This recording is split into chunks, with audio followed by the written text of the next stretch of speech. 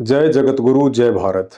मेरे प्यारे मुसलमान भाई और बहनों, अपने ही धर्म की एक अनसुनी अटल सच्चाई को सुनकर चौंक मत जाना, जिसका खुलासा परमाणु के साथ आज इस वीडियो में होने जा रहा है।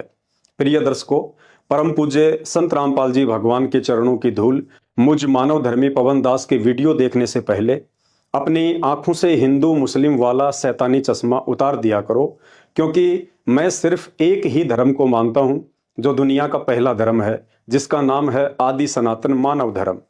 और इसी आदि सनातन मानव धर्म से 3200 वर्ष पहले हिंदू धर्म, बौद्ध धर्म, 2500 वर्ष पूर्व ईसाई धर्म, 1400 वर्ष पूर्व इस्लाम धर्म, 600 वर्ष पूर्व सिख धर्म और लगभग 550 वर्ष पूर्व जैन धर्म का निकास हुआ। और ये जितने भी नकली धर्म हैं, सब के सब पाखंड, आडंबर और मनमानी भक्ति साधना की कच्ची नींव पर टिके हुए हैं। इसलिए जब भी आप मेरे वीडियो देखें तो किसी धर्म, मजहब या जाति से जोड़कर ना देखें। ना ही मैं किसी धर्म, मजहब या जाति विशेष के लोगों को टारगेट करके वीडियो बनाता हूं। मैं सिर्फ अपने गुरुदेव के आशीर्वाद से समाज में भक्ति के नाम पर फैल रहे आडंबर व पाखंड को जनमानस के सामने लाकर रखता हूं, फिर चाहे वो हिंदू समाज हो या मुस्लिम समाज हो। इसलिए वीडियो देखने से पहले आप चाहे हिंदू हैं या मुसलमान, अपनी नज़र और नज़रिया दोनों साफ रखें। मैं जो भी बात अपनी वीडियो में कहता हूं या कहूंगा, उसका पुख्ता प्रमाण भी दूंगा, क्योंकि परम पूज्य संत रामपाल जी महाराज जी के भगत सोशल मीडिया पर दुनिया वालों की तरह पैसे और पब्लिसिटी बटोरने की भूख में समाज को गुमराह नहीं करते हैं। तो बात चल रही है उस पाखंड और आडंबर की, जिसे भेड़ चाल की तरह देखा देखी में मुसलमान समाज सदियों से फॉलो करता आ रहा है। जिस पाखंड का नाम है सुन्नत या खतना करवाना, मूछ कटवाना और सर पर टोपी पहनना, जबकि इसके पीछे की हकीकत से वर्तमान का कोई भी मुसलमान परिचित नहीं है कि इस्लाम धर्म में सुन्नत करवाने, मूछ कटवाने और टोपी पहनने की शुरुआत कब, क्यों और कैसे हुई थी। वह औरत कौन थी जिसने गुस्से में आकर सजा के तौर पर अपने नौकरों से हजरत मोहम्मद के लिंग का आगे का पूरा हिस्सा ही कटवा दिया था। जिस औरत ने बेइज्जत करने के लिए सामान्य व्यक्ति की तरह लंबी लंबी दाढ़ी मूछ रखने वाले हजरत मोहम्मद की मूछें कटवा दी थी।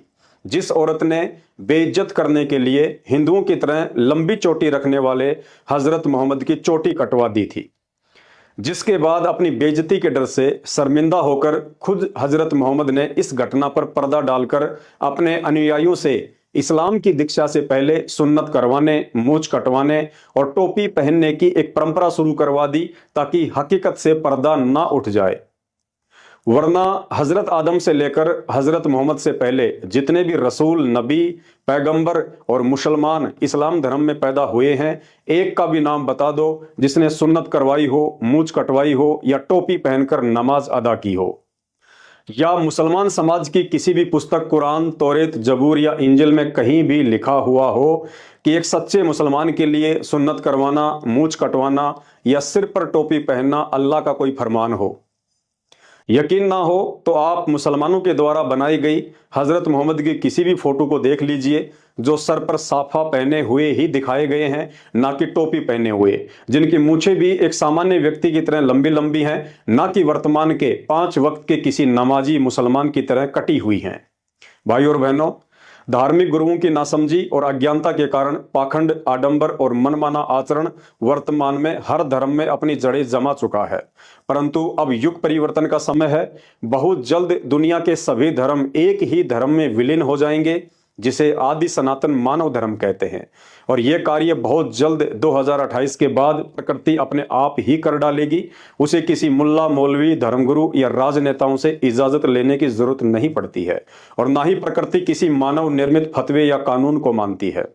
मैं मानव धर्मी पवन दास, परम पूज्य जगत गुरु संत शिरोमणि सतगुरु रामपाल जी परमेश्वर जी का अदना सा शिष्य, 2028 महाविनाश से पूर्व आप सभी हिंदू, मुस्लिम, सिख, ईसाइयों को सूचित कर रहा हूं कि इंसानों द्वारा निर्मित धर्म, जात पात और ऊंच नीच के पाखंड से बाहर निकलकर अपने मूल स्वरूप और आदि सनातन मानव धर्म को पहचान कर उससे जुड़ने का प्रयास करें। वरना जो लोग आज देश और धर्म को बचाने का ठेका लेकर बैठे हैं, 2028 तक स्वयं के इंसानी अस्तित्व को बचा पाना भी उनके लिए मुश्किल हो जाएगा। अतः समझदार इंसान को चाहिए कि यूट्यूब पर संत रामपाल जी महाराज के सत्संग सुने, सभी बुराइयों और विकारों को त्याग कर मानवता को अपनाएं, वरना 2028 2028 तक प्रकृति और काल पुरुष उन सभी मूड इंसानों की चटनी बना डालेंगे जो अज्ञान और पाखंड की नाव पर दलदल को ही समुद्र समझकर दूसरे किनारे जाने की उम्मीद लगाए बैठे हैं। भाई और बहनों, अब आगे का वीडियो निष्पक्ष होकर धैर्य के साथ पूरा देखिए। हजरत मोहम्मद को लेकर यह सच्चाई मेरे पूज्य गुरुदेव सतगुरु रामपाल जी भगवान ने सन 1994 से ही सार्वजनिक तौर पर गांव-गांव जाकर सत्संग के माध्यम से लोगों को बताना शुरू कर दी थी और एक एक बात का प्रमाण भी दिया। परम पूज्य सतगुरु रामपाल जी भगवान ने बताया कि हजरत मोहम्मद भी श्री राम और श्री कृष्ण की तरह एक अवतारी महापुरुष थे। अवतार को इस्लाम में पैगंबर कहा जाता है। फर्क केवल इतना सा है कि श्री राम और श्री कृष्ण श्री विष्णु जी के अवतार थे, इसलिए वो विष्णु लोक से आए थे, जबकि हजरत मोहम्मद जी शंकर जी के गण थे, इसलिए 1400 वर्ष पूर्व शिव जी के द्वारा उन्हें अपने शिवलोक से भेजा गया था। मुसलमान सिर्फ इतना ही जानते हैं कि हजरत मोहम्मद की माता का नाम आमना और पिता का नाम अब्दुल्ला था, परंतु सच्चाई इसके बिल्कुल विपरीत है, जिसे स्वयं अल्लाह के अलावा धरती पर कोई दूसरा ना ही तो जान सकता है और ना ही बता सकता है। इसलिए स्वयं उस अल्लाह कबीर ने 300 वर्ष पूर्व सन 1717 में गांव छुडानी जिला झज्जर हरियाणा में आदरणीय गरीबदास जी महाराज के नाम से प्रकट होकर एक अमर ग्रंथ की रचना करवाई, जिसे सद ग्रंथ साहिब के नाम से जाना जाता है। इस अमर ग्रंथ में दुनिया से लेकर सृष्टि कैसे रची गई और कैसे संचालित हो रही है, कौन कर रहा है, जिस रहस्य को आज तक विज्ञान नहीं समझ पाई, उस रहस्य की भी इस अमर ग्रंथ में संपूर्ण जानकारी लिखी हुई है। आज से लाखों वर्ष पूर्व सतयुग, त्रेता युग व द्वापर युग में क्या क्या घटित हुआ और आगे कलयुग में लाखों वर्ष बाद क्या क्या घटित होगा, उसकी भी पूर्ण जानकारी इस अमर ग्रंथ में लिखी हुई है। इस अमर ग्रंथ में 24,000 वाणियां हैं, जो चारों वेदों के श्लोकों को मिलाकर भी कहीं ज्यादा हैं। इस अमर ग्रंथ में हिंदू, मुस्लिम, सिख, ईसाई, जैनी, फारसी, यहूदी, मंगोली आदि विश्व के सभी धर्मों की जो जानकारी चारों वेद, गीता जी, 18 पुराण, कुरान, तौरेत, जबूर, इंजल, बाइबल व गुरु ग्रंथ जैसे शास्त्रों में भी नहीं लिखी हुई है, वह गूढ़ जानकारी भी आपको इस अमर ग्रंथ में लिखी हुई मिलेगी। जिस संपूर्ण शारीरिक योग क्रियाओं को महर्षि पतंजलि भी नहीं जानते थे, जिस संपूर्ण आयुर्वेद को श्री धन्वंतरी भी नहीं जानते थे और हजारों वर्ष योग समाधि में लीन रहकर ब्रह्मा और शंकर भी जिस ब्रह्मांड के रहस्य को नहीं समझ पाए, उस गुप्त रहस्य को भी अल्लाह ने इस अमर ग्रंथ में लिखवाया हुआ है। इस अमर ग्रंथ पर जिस दिन वैज्ञानिकों की नजर पड़ेगी, उस दिन उनके होश उड़ जाएंगे। विज्ञान और वैज्ञानिक इस अमर ग्रंथ के ज्ञान के आगे अपने आप को बहुत ही बौना महसूस करेंगे, क्योंकि इस अमर ग्रंथ में आध्यात्मिक क्रियाओं के द्वारा दुनिया के सबसे विषाक्त जहर को भी गंगा जी के जल से कहीं अधिक शुद्ध और पीने योग्य बनाने की विधि लिखी हुई है। इस अमर ग्रंथ में किसी भी बड़ी से बड़ी प्राकृतिक आपदा को आध्यात्मिक क्रियाओं के द्वारा रोकने की संपूर्ण विधि लिखी हुई है, जैसे बाढ़, भूकंप, अतिवृष्टि या अकाल आदि गिरना। इस अमर ग्रंथ में दुनिया की किसी भी भयंकर से भयंकर रोग से पीड़ित रोगी को बिना किसी दवा और ऑपरेशन के 100% स्वस्थ करने की आध्यात्मिक विधि भी लिखी हुई है, जो रोग अभी तक दुनिया में आए भी नहीं है। बाकी एड्स, कैंसर व कोरोना जैसे वायरस आदि रोगों की तो औकात ही क्या है। साथ ही भविष्य में आने वाली किसी भी खतरनाक महामारी व भयंकर से भयंकर वायरस का समाधान भी इस ग्रंथ में लिखा हुआ है। इस अमर ग्रंथ में सृष्टि की वह मंत्र विधि भी लिखी हुई है, जिसके प्रयोग से पूर्णतया मृत इंसान के शरीर को पुनः जीवित किया जा सकता है। और निसंदेह संत रामपाल जी की शरण में आकर इस मंत्र विधि का एक नहीं, दो नहीं, बल्कि उन सैकड़ों व्यक्तियों ने लाभ उठाया है, जिन लोगों के उन अविश्वसनीय इंटरव्यूज को टीवी चैनलों पर देखकर आप जी मजाक उड़ाते हैं। इतना ही नहीं, भारत देश आने वाले समय में कैसे विश्व गुरु बनेगा, कौन बनाएगा, यहां तक भी इस अमर ग्रंथ में लिखा हुआ है। साथ ही तीसरे विश्व युद्ध की शुरुआत, समाप्ति और नुकसान आदि को लेकर सारी बातें लिखी हुई हैं, तथा आने वाले युग परिवर्तन 2028 में विदेशी ताकतों से चौतरफा घिर जाने के बाद क्या वो विधि है जिसे अपनाकर ही भारत देश का बचाव संभव है, अन्यथा नहीं। सब कुछ इस अमर ग्रंथ में लिखा हुआ है। वर्तमान में इस अनमोल ग्रंथ साहिब की 300 वर्ष पुरानी ओरिजिनल प्रति आपको परम पूज्य सतगुरु रामपाल जी भगवान के नाम से गांव धनाना, जिला सोनीपत, हरियाणा में बनाए जा रहे सतलोक आश्रम में मिल जाएगी। इसके अलावा संत रामपाल जी के नाम से चल रहे अन्य आश्रमों में भी मिल जाएगी, जिनमें सतलोक आश्रम मुंडका दिल्ली में, सतलोक आश्रम शामली उत्तर प्रदेश, सतलोक आश्रम बैतूल मध्य प्रदेश, सतलोक आश्रम खमाणो पंजाब, सतलोक आश्रम धुरी पंजाब, सतलोक आश्रम सोजत पाली राजस्थान, सतलोक आश्रम भिवानी हरियाणा तथा सतलोक आश्रम धनुषा नेपाल में भी प्रमाण के लिए यह अमर ग्रंथ आपको मिल जाएगा। भारत सरकार को भी सूचित करना चाहूंगा कि इस बात की ओर पहले ही ध्यान दिया जाए, वरना बाद में मजबूरन ध्यान देना होगा, क्योंकि इस अमर ग्रंथ को फॉलो करने के अलावा सरकार के पास दूसरा कोई रास्ता बचेगा ही नहीं। कहने का अर्थ है, भविष्य पुराण और भविष्य मल्लिका जैसी पुस्तक तो इस अमर ग्रंथ के चरणों की धूल के समान भी नहीं है। भाई और बहनों, अब आपके जहन में एक सवाल जरूर उठेगा, यदि अल्लाह कबीर आदरणीय गरीबदास जी महाराज जी का यह अमर ग्रंथ इतना ही विशेष और महत्वपूर्ण है, तो आज तक इस अमर ग्रंथ का कहीं कोई जिक्र क्यों नहीं। भाई और बहनों, जिस अमर ग्रंथ को स्वयं अल्लाह कबीर अर्थात भगवान ने आकर लिखवाया हो, तो भला दुनिया में उसी अल्लाह कबीर के अलावा इस अमर ग्रंथ को कौन समझ सकता है और कौन समझा सकता है, क्योंकि इस अमर ग्रंथ की चौपाइयों में विश्व के सभी देशों की 2700 से अधिक भाषाओं के शब्दों का समावेश है। अर्थात यह अमर ग्रंथ दुनिया की 2700 से अधिक भाषाओं के शब्दों से लिखा गया है।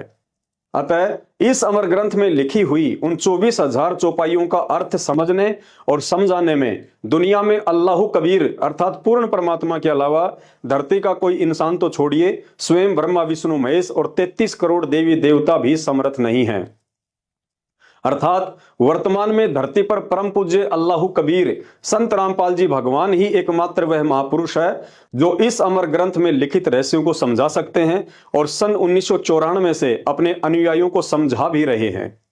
अब इसी अमर ग्रंथ में हजरत मोहम्मद जी के विषय में लिखी हुई सुन्नत करवाने, मूछ कटवाने और टोपी पहनने को लेकर बताई गई सच्चाई, जो परमेश्वर रामपाल जी ने सैकड़ों बार अपने सत्संगों में बताई है, ज्यों की त्यों आपके सामने पेश कर रहा हूं, ध्यान से सुनिए। वीडियो में ऊपर आपको बताया गया है कि हजरत मोहम्मद जी श्री शंकर जी के गण थे, अर्थात उन्हें शिव जी के द्वारा अपने शिवलोक से भेजा गया था। इसलिए हजरत मोहम्मद के वास्तविक जन्मदाता अर्थात उनके पिता श्री शंकर जी के एक बिला नाम के सिद्धि युक्त हिंदू महात्मा थे, जिन्होंने सूक्ष्म रूप में गहरी नींद में सोई हुई आमना के साथ शारीरिक मिलन करके हजरत मोहम्मद की आत्मा को उनके गर्भ में पहुंचाया था। अर्थात सांसारिक तौर पर अब्दुल्ला को ही मोहम्मद जी का पिता माना जाता है, क्योंकि उनकी माता आमना का निकाह अब्दुल्ला से ही हुआ था, परंतु आध्यात्मिक दृष्टि से हजरत मोहम्मद को जन्म देने वाले उनके वास्तविक पिता श्री शंकर जी के पुजारी बिला नाम के हिंदू महात्मा थे। इस गुप्त रहस्य का जिक्र इसी अमर ग्रंथ के अथ मोहम्मद बोध नामक चैप्टर में स्पष्ट लिखा हुआ है। जब हजरत मोहम्मद अपनी माता आमना के गर्भ में थे तो उनके सांसारिक पिता अब्दुल्ला की एक बीमारी के कारण मौत हो गई थी। अर्थात जन्म लेने से पहले ही पैगंबर हजरत मोहम्मद जी अनाथ हो गए थे। जन्म के बाद 5-6 वर्ष के हुए तो उनकी माता आमना का निधन हो गया। अर्थात पैगंबर हजरत मोहम्मद जी को बचपन से ही यतीमी का जीवन जीना पड़ा। दादा अब्दुल मुतल्लब ने हजरत मोहम्मद को पाल पोस के बड़ा किया, लेकिन 11-12 वर्ष के हुए तो दादा भी दुनिया से चल बसे। फिर उनके चाचा ने उनको सहारा दिया। 25 साल के हुए तो हजरत मोहम्मद का निकाह एक 40 वर्षीय 2 बार की विधवा दौलतमंद खदीजा नाम की औरत से हुआ। श्री शंकर जी के शिवलोक से आए हुए गण होने के कारण बचपन से ही उनकी भक्ति में रुचि थी। बड़े होने पर यह तड़प और अधिक बढ़ने लगी। एकांत में पहाड़ की गुफाओं में जाकर कई कई दिन तक ध्यान में बैठे रहते थे। कुछ समय बाद शैतान अर्थात काल ने गला दबा दबाकर जबरील नाम के फरिश्ते के द्वारा इनके ऊपर आयतें उतारी। आयत वाला यह विवरण तो आपको हजरत मोहम्मद की जीवनी में इस्लाम की लगभग हर पुस्तक में आसानी से पढ़ने को मिल जाएगी, परंतु अब आगे का जो सत्य विवरण है वो आपको सिर्फ अमर ग्रंथ में संत रामपाल जी महाराज के सत्संग सुनने से ही मिलेगा, जो इस प्रकार है। एक समय हजरत मोहम्मद ने अपनी पत्नी से कहा कि मैं इस्लाम के प्रचार प्रसार के लिए अरब देशों में जाना चाहता हूं। पत्नी ने कहा कि बेशक जाओ, लेकिन मुझे एक बात का डर है, कहीं आप पर स्त्री के संपर्क में आकर अपना धर्म कर्म नष्ट ना कर दो। हजरत मोहम्मद ने कहा कि ऐसा बिल्कुल भी नहीं होगा। पत्नी ने कहा, यदि ऐसा हुआ तो आप क्या करेंगे? हजरत मोहम्मद जी ने कहा, जो सजा आप दोगी मुझे मंजूर होगी। खदीजा ने अपने 3 वचन लेकर जाने की अनुमति दे दी, लेकिन पीछे से खदीजा ने जासूसी के तौर पर अपने कुछ सैनिक भी भेज दिए। कुछ समय बाद सैनिकों ने बताया कि हजरत मोहम्मद जी के कुछ गैर औरतों के साथ शारीरिक संबंध हो चुके हैं। खदीजा ने हजरत मोहम्मद जी को वापस बुलवाकर इस बात की पुष्टि के लिए पूछा कि मैंने आपके विषय में ऐसा ऐसा सुना है, क्या यह सत्य है? मोहम्मद जी ने फरमाया कि बिल्कुल सत्य है, मेरे से यह गलती हुई है। खदीजा ने कहा, अब आपके साथ क्या किया जाए? मोहम्मद जी ने कहा, जो सजा आप देंगी मुझे मंजूर होगी, क्योंकि मैं आपका गुनहगार हूं। नाराज पत्नी ने पहली सजा के तौर पर अपने सैनिकों से हजरत मोहम्मद के लिंग का आगे का हिस्सा कटवा दिया।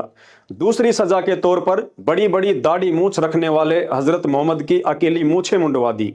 और तीसरी सजा के तौर पर हिंदुओं की तरह लंबी चोटी रखने वाले हजरत मोहम्मद की चोटी कटवा डाली। और खदीजा ने कहा, अब आप मेरी तरफ से बिल्कुल स्वतंत्र हैं, कहीं भी जाइए और कुछ भी कीजिए।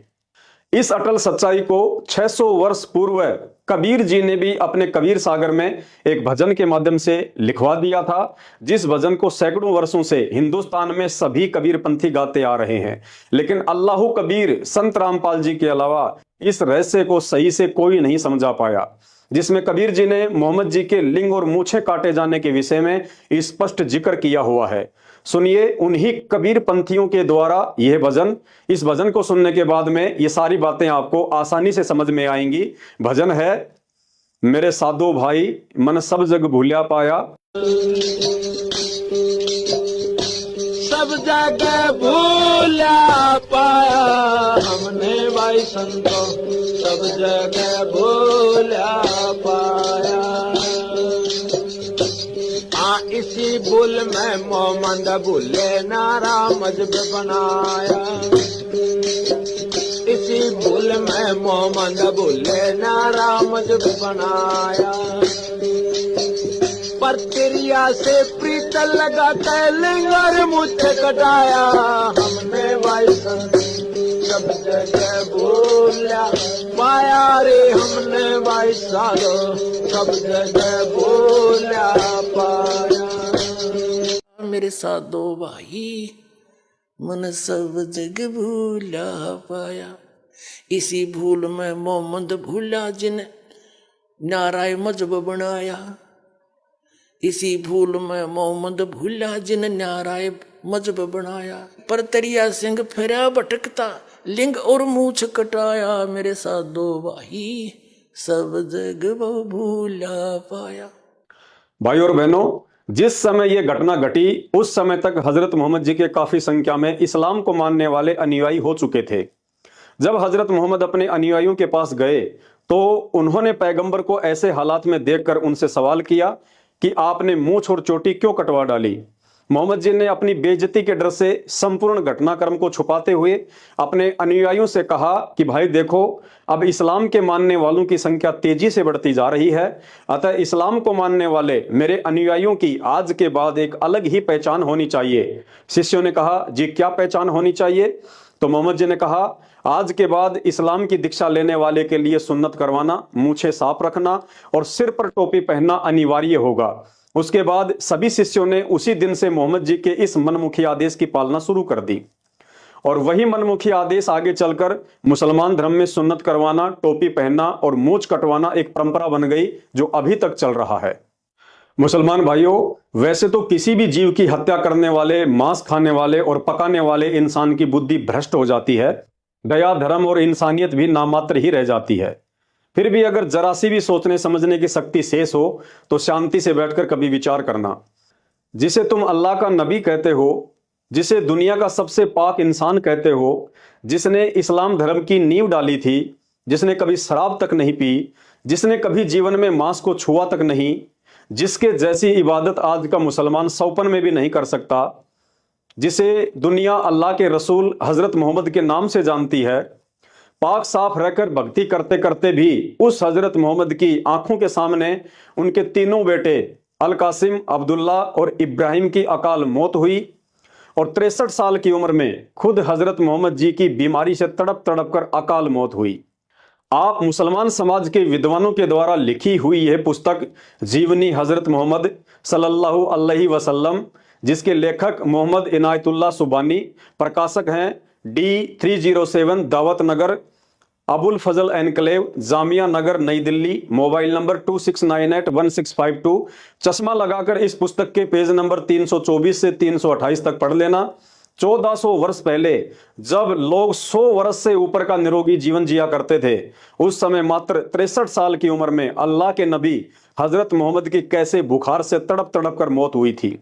बाप की तकलीफ देखकर बेटी हजरत फातिमा भी रो रो कर अल्लाह से यही दुआ कर रही थी कि हाय मेरे बाप की बेचैनी, हाय मेरे बाप की बेचैनी। स्पष्ट लिखा हुआ है, पढ़ लेना। तो सोचिए, यदि आज के मुसलमान की तुलना हजरत मोहम्मद से की जाए तो आज का नमाजी मुसलमान जो सप्ताह में 7 दिन जीव हत्या करता है, मांस खाता है, शराब पीता है, बीड़ी सिगरेट गुटखा खाकर नशा करता है, तो सोचिए आज के ऐसे मुसलमान का अंत क्या होगा जिसका दीन धर्म सब भ्रष्ट हो चुका है। मुसलमान भाइयों, शैतान को ही अल्लाह समझकर शास्त्र विरुद्ध भक्ति करने वाले हजरत मोहम्मद को भी अल्लाह कबीर आकर मिला था, उन्हें ज्ञान भी समझाया था, अपना सतलोक भी दिखाया था, लेकिन शैतान द्वारा भेजे गए जिब्राइल फरिश्ते के डर से हजरत मोहम्मद ने अल्लाह कबीर की सत्य भक्ति को कुछ दिन करके छोड़ दिया और उसी शैतान की आधी अधूरी भक्ति पर स्वयं भी आजीवन लगा रहा और मुसलमान समाज को भी आरूढ़ करके चला गया। नतीजा आप सबके सामने इस पुस्तक में लिखा हुआ है कि जिसका अंत इतना दर्दनाक हुआ हो वो जन्नत में कहां गया होगा। अर्थात कहावत है, जिसका यह लोक सुखी नहीं उसका परलोक कभी भी सुखी नहीं हो सकता। लेकिन दुनिया सहित आज के मुसलमानों को पुनः एक मौका देने के लिए वही अल्लाह कबीर संत रामपाल जी भगवान के रूप में साक्षात सन 1951 से धरती पर अपनी सत्य भक्ति लेकर प्रकट है। ये वही अल्लाह है जो हजरत आदम से लेकर हजरत मोहम्मद तक सभी नबियों को मिला और अपनी पूर्ण मोक्ष वाली भक्ति समझाने का प्रयास किया, लेकिन उन्होंने अपनी नासमझी के चलते उनकी भक्ति को महत्व न देकर शैतान की इबादत करते करते मरने के बाद अंत में पितरलोक में जाकर अपना जीवन बर्बाद किया।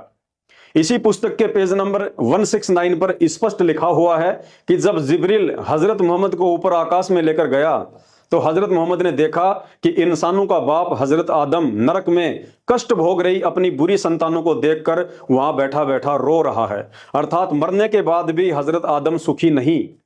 उसके बाद हजरत इब्राहिम और हजरत मूसा से भी मिला जो वही पड़े पड़े अपना कर्म भोग रहे थे।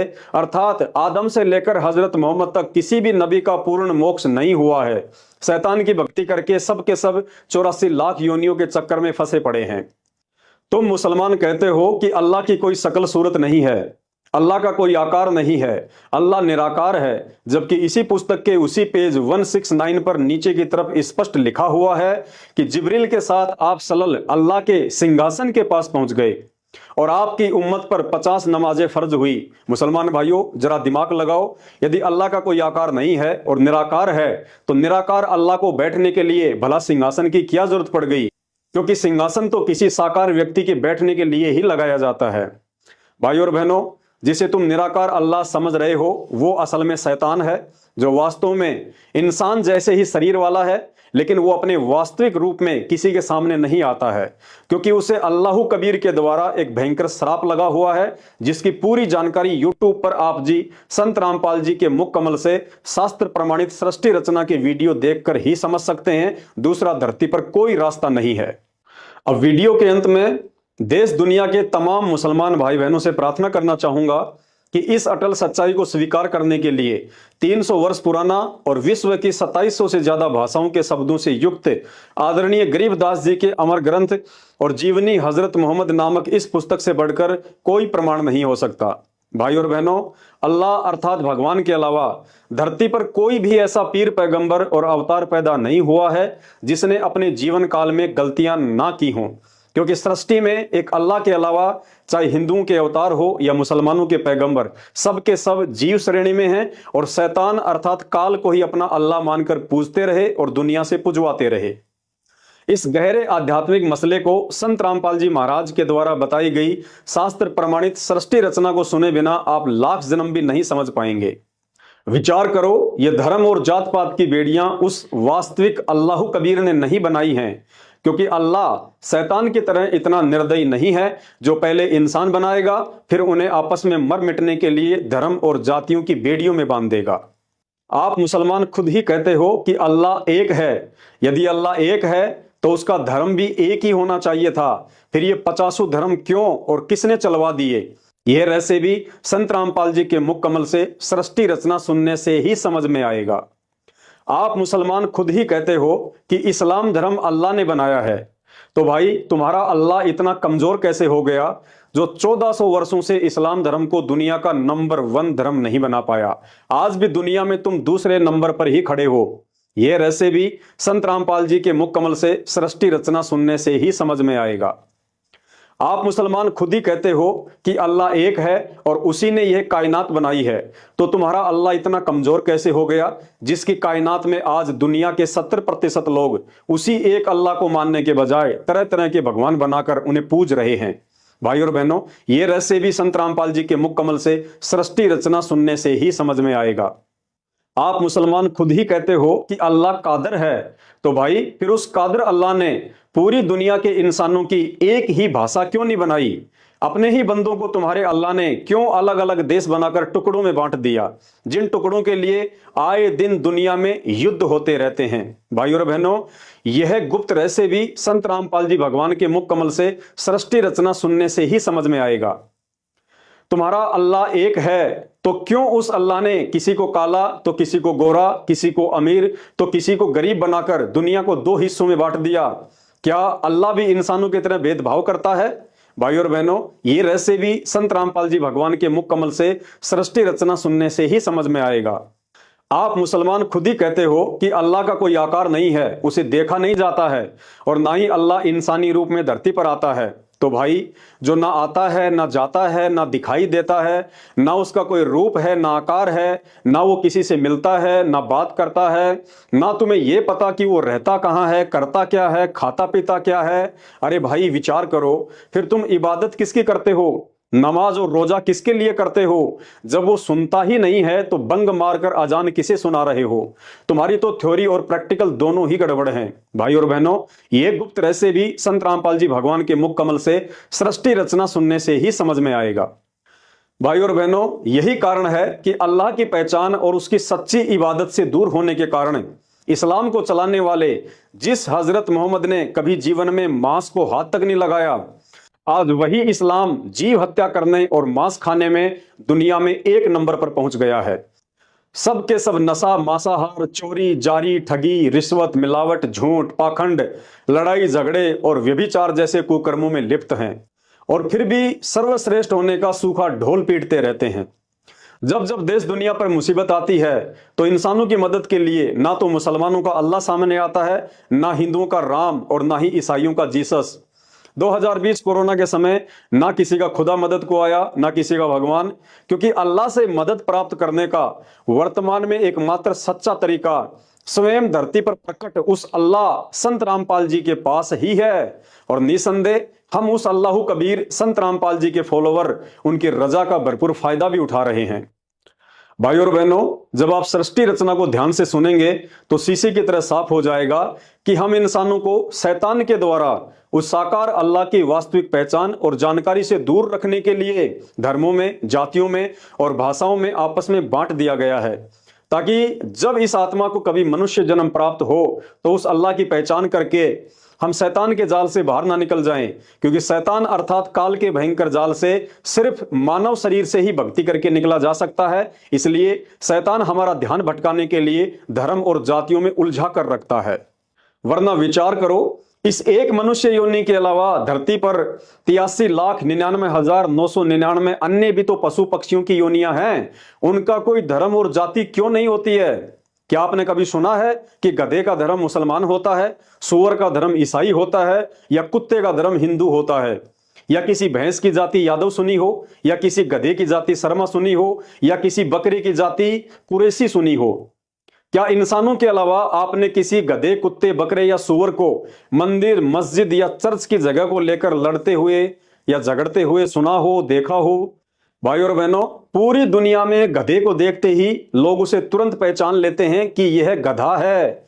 लेकिन आज इंसान की पहचान करना बड़ा मुश्किल है कि यह हिंदू है, मुसलमान है, सिख है या ईसाई है। अर्थात धर्म और जातियों में बटे हुए हम इंसानों से वो गधा लाख गुना अच्छा है जिसकी कम से कम एक पहचान तो है कि मैं मंदिर में जाऊं तो भी लोग मुझे गधाई कहेंगे, मस्जिद में जाऊं तो भी लोग मुझे गधाई कहेंगे, और चर्च के सामने खड़ा दिख जाऊं तो भी लोग गधाई कहेंगे। लेकिन सर्वश्रेष्ठ योनि, मनुष्य योनि में जन्मे इंसान की पहचान आज गधे से भी घटिया हो चुकी है। जानवर उस समय तक किसी भी मादा पर गंदी नजर नहीं डालता है जब तक कि वह मादा जवान होकर गर्भ धारण करने के लिए स्वयं तैयार ना हो। और अपने आप को हिंदू, मुसलमान, सिख, ईसाई कहलाने वाले इंसानों की हर दिन अखबारों में नाबालिग बच्चियों के साथ बलात्कार की खबरें छपती रहती हैं। भाई और बहनों, यह सब शैतान अर्थात काल का षड्यंत्र है। इस षड्यंत्र से तो मानव जाति के उत्पत्तिकर्ता ब्रह्मा, विष्णु, महेश, उनके अवतार और पैगंबर भी अभी तक नहीं निकल पाए हैं। लेकिन आज मनुष्य जन्म प्राप्त करके, चाहे हिंदू हो या मुसलमान, हमारे पास मौका है कि उस शैतान के ऊपर की महाशक्ति वो अल्लाह कबीर संत रामपाल जी साक्षात धरती पर प्रकट हैं। उन्हें अपने जैसा हाड़ मांस के शरीर वाला सामान्य व्यक्ति समझकर अपने पैरों पर कुल्हाड़ी मत मारिए। आज आप उनकी शरण में आकर इस कलयुग में सिर्फ उनके द्वारा बताई गई इबादत करके ही इस शैतानी जाल से बाहर निकल सकते हैं।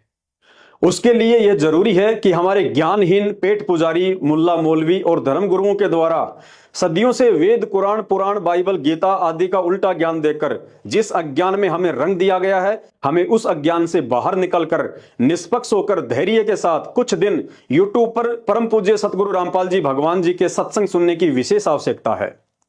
अन्यथा शैतान के जाल में फंसे रहकर इन धर्म शास्त्रों में वर्णित आदि अधूरी साधना करते करते अगले जन्मों में गधे, कुत्ते, सुअर बनकर महाकष्ट भोगने से ना हिंदू बच सकता है, ना मुसलमान, ना सिख और ना ईसाई।